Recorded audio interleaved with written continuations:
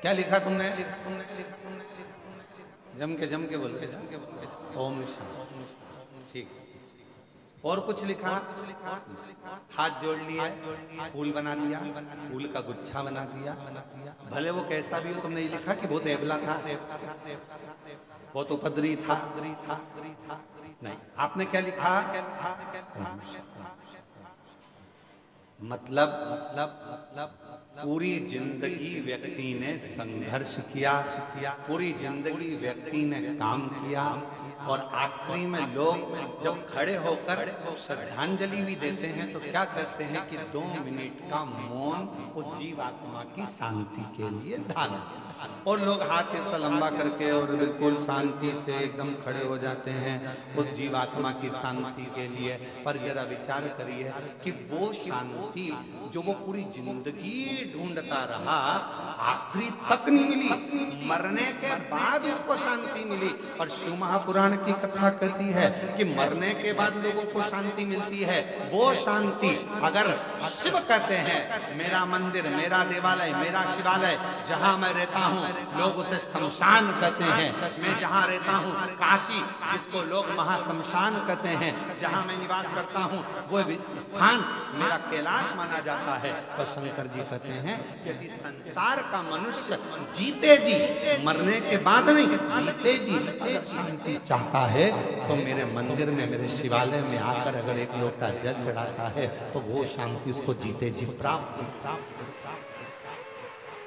वो शांति उसको जीते। अब मरने के बाद अगर लोग ओम शांति लिखें, मरने के बाद लोग ओम शांति कहें, मरने के बाद श्रद्धांजलि में कहें 2 मिनट का मौन धारण करो जीवात्मा की शांति के लिए, उससे अच्छा है अपनी शांति अपने को इकट्ठा करना है। इसलिए 1 लोटा जल लेकर शंकर के मंदिर में जाओ, शिव जी को 1 लोटा जल समर्पित करो, हृदय से अपने भीतर उस शांति को आप पाओगे। जब शिव जी को 1 लोटा जल चढ़ाओगे, हृदय से शांति का अनुभव। एक पत्र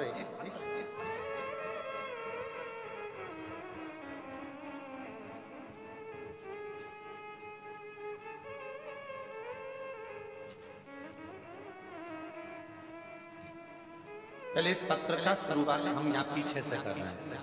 एलईडी तो यहाँ लगी नहीं है। जो आस्था चैनल पर सुन रहे होंगे वो शुरुआत में, और अभी आप लोग जब बाद में अगर अपने घर पर जाओगे तो इस कथा को आप लोग जब देखोगे कि हमारा आया कि नहीं आया, तो उस समय इस पत्र को जरूर पढ़ना, ठीक है? तो हम शुरुआत कर रहे हैं पत्र के पीछे से। 1 लोटा जल, 1 बेलपत्री, सभी समस्या का हल। और अगर तुम्हें दिख जाए तो तुम भी पढ़ लो, यहाँ लिखा है, दिख रहा है सबको?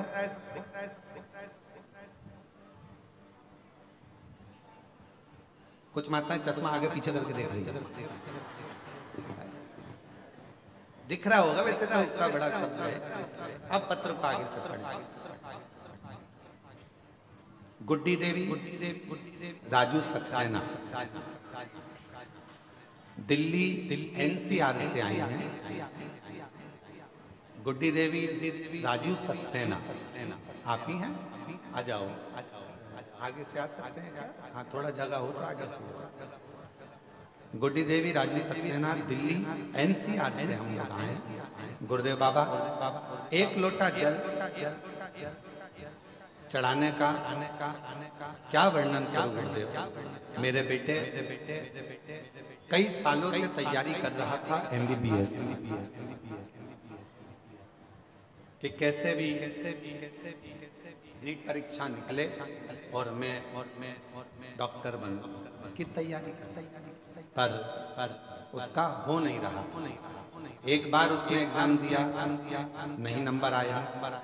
दूसरी बार नंबर नहीं आया, तीसरी बार नंबर नहीं आया।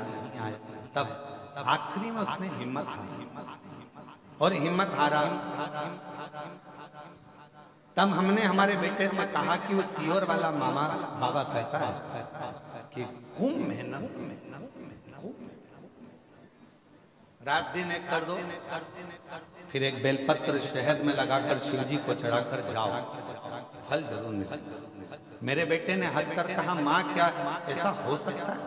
हाँ, मेरा बेटा तैयारी करने लगा, फिर तैयारी करी, फिर मेहनत करी और इतनी तैयारी और मेहनत करी, आखिरी में पशुपतिनाथ का व्रत भी किया और बाबा की ऐसी कृपा हो गई कि मेरे बेटे का नीट कंप्लीट हुआ और MBBS आज इसका एडमिशन हो गया और बाबा की कृपा से, शिव जी की कृपा से सरकारी कॉलेज में बाबा की कृपा से MBBS कर दिया।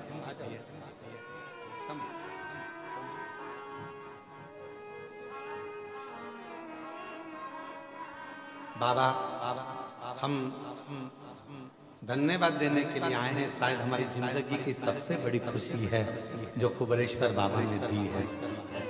शंभू शंभू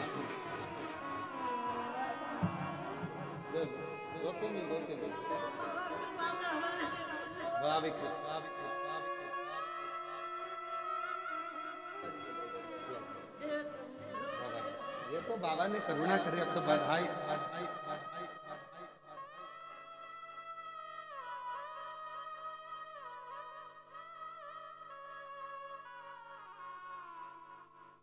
तेरी कृपा का क्या है भरोसा, कब किस पर हो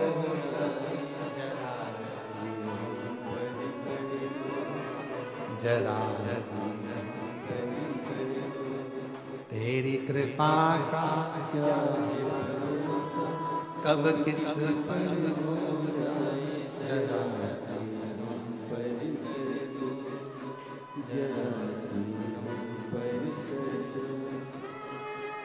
जिस पर भी होगी तेरी कृपा करुणा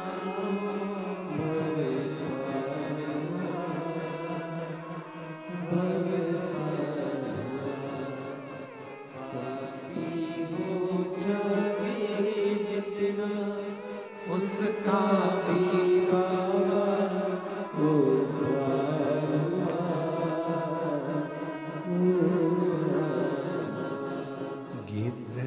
जामिल गणिका जैसे तेरे माता जी लिखी है। बाबा पूरे घर को आश्चर्य है, हो नहीं सकता था। साधारण व्यक्ति हैं हम लोग, क्या हमारा बेटा भी डॉक्टर बन सकता है? पर कुबेरेश्वर बाबा पर आस लगाई ना बाबा, आज विश्वास जाग गया कि एक साधारण परिवार का बेटा भी डॉक्टर बन सकता है। ये शिव की करुणा इस शंकर की करुणा, उसकी उदारता इसको कहते हैं। बस आप विश्वास कितना करते हैं। ये 5 दिवसीय कथा नहीं है। ये मेरे भगवान शंकर 5 मुखों से, मेरे शंकर भगवान अपनी शिव पंचायत में सूर्य नारायण भगवान, नारायण, माँ जगतजननी, शंकर जी, स्वयं गणेश जी महाराज, ये सब पंच देवता आपके दरवाजे पर आकर, आपके घर पर आकर मेरे शंकर भगवान 5 मुख से शंकर की 5 पंचायत, शिव पंचानन भगवान शंकर मेरे ओगड़दानी शंभू आपके घर पर आकर ये 5 दिन में आपके पूर्वजों का कल्याण करना और आपका भंडार भरने की ये पवित्र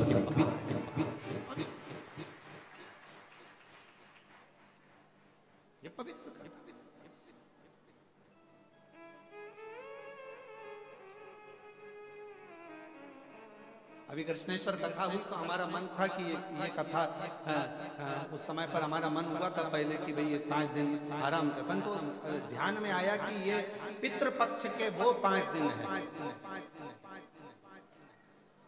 ये अमावस्या तक के वो 5 दिन हैं जो एकादशी से आज से चालू हो रहे हैं। बीच में प्रदोष पड़ जाएगी, एकादशी से कथा प्रारंभ हो रही है, बीच में प्रदोष पड़ जाएगी और 19 तारीख को प्रदोष बीच में आ जाएगी, फिर अमावस्या पड़ जाएगी। हमारा मन था कि ये 5 दिन अगर व्यक्ति कुछ ना करे, उसने तर्पण भी नहीं करा, उसने पिंडदान भी नहीं करा, उसने किसी को भोजन भी नहीं कराया, उसने एक अठन्नी का भी किसी को कोई अन्नदान भी ना करा हो, पर यदि उसके घर में, उसके परिवार में अगर कोई एक भी शिव महापुराण की कथा अपने घर पर बैठकर भी सुन लेगा तो कम से कम उसके पूर्वजों को मोक्ष उसके पूर्वज तक तो जो कामना कर कर बैठा हुआ है, जिस कामना से वो आया हुआ है। अब जैसे ये माँ ने पत्र में लिखा कि मेरे बेटे ने आस छोड़ दी थी कि वो डॉक्टर बनेगा कि नहीं बनेगा, छोड़, एक बार नहीं हुआ, 2 बार नहीं हुआ, 3 बार बेटा ही करने लगा, अब नहीं। पर माँ ने कहा, वो सीवर वाला महाराज कहता है, अपनी मेहनत को 4 गुना करो, अपनी पढ़ाई बढ़ाओ, और जितना जितना तुम विद्याध्ययन कर सकते हो, रात दिन एक कर सकते हो, उस समय से रात दिन एक करो, और फिर बेलपत्र पर शहर लगाकर शिव जी को चढ़ा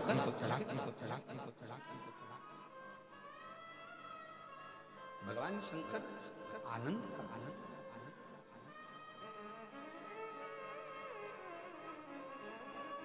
सुख दे। अब आप लोग आए हो सकता है आप लोगों की किसी की आज की ट्रेन हो, किसी की कल की ट्रेन हो, क्योंकि मालूम तो था नहीं कि कथा यहाँ हो रही होगी। कथा का तो नहीं मालूम था, क्योंकि हमने बताया ही नहीं कि ऑनलाइन कहाँ से होगी। पर यदि आप लोग आए हैं और किसी की ट्रेन आज है, किसी की ट्रेन कल है, किसी की परसों है, ये मत सोचना कि हमको जाना है, जाओ बड़ी आराम से बाबा से प्रार्थना कर कर, बाबा 1 दिन की तो मिली ना, 2 दिन की मिली ना बाबा, 3 दिन की मिली ना। जब तू एक क्षण दृष्टि करता है और पूरे विश्व को हिला देता है, तो तेरी 1 मिनट की भी कथा हमारे जीवन को आनंदता प्रदान कर सकती है, सुख दे सकती है। और महादेव नमन चरण स्वीकार